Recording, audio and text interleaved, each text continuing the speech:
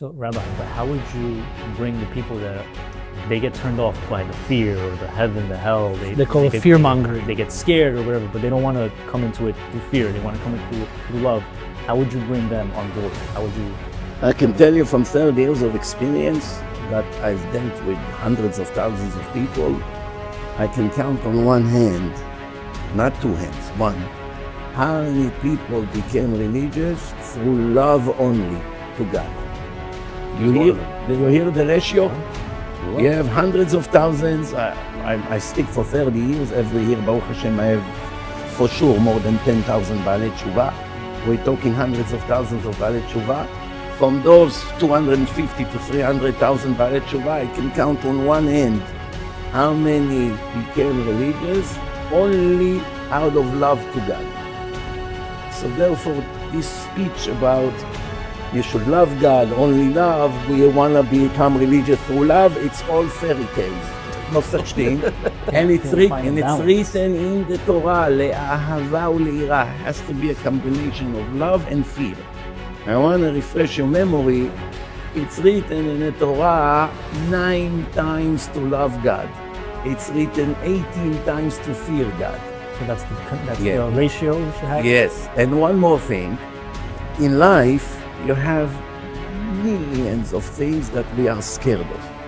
We're scared of the police, we're scared of the cameras on the highway, on the street, we're afraid of drunk drivers, we're afraid of drugs, we're afraid of not getting married, we're afraid of not having kids, we're afraid our kids will do horrible things, we're afraid of the FBI, we're afraid of the Arab terrorists, we're afraid of so many things.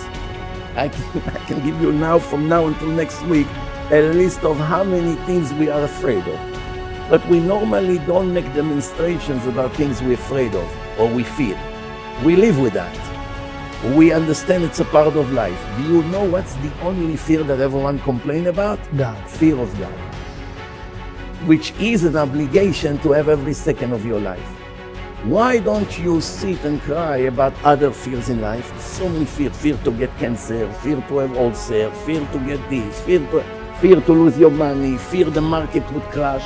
There's so many things. Your boss is gonna fire you. You know how many things we have to be afraid of? We live with that. Thousands of things every day we're afraid of. In our conscious and in our subconscious. But yet the only complaints you hear about is fear from the punishment of the Torah, fear from God, fear from hell, fear. This is the kind of fear. Why is it? Because that's the evil inclination. To fear other things, there's no evil inclination. But to fear God, the evil inclination will do everything you can to describe it as an ugly thing. It's a terrible thing. That's not the way. Because his interest, the Satan, is that people would stay away from the warnings of the Torah. Like this, they stay wicked for the rest of their life. Now, why do you think God created fear? Is that a negative thing or it's a positive thing? The answer is that's the most positive things in a creation. Without fear, we will all be dead already from drugs, and we will all be heavy smokers and alcoholics and thieves and murderers and anything you can think of. The only reason most people in the world seems to be decent, they're not rapists and drug dealers and murderers and Nazis and all kinds of things, most people, because they're afraid of the electric chair.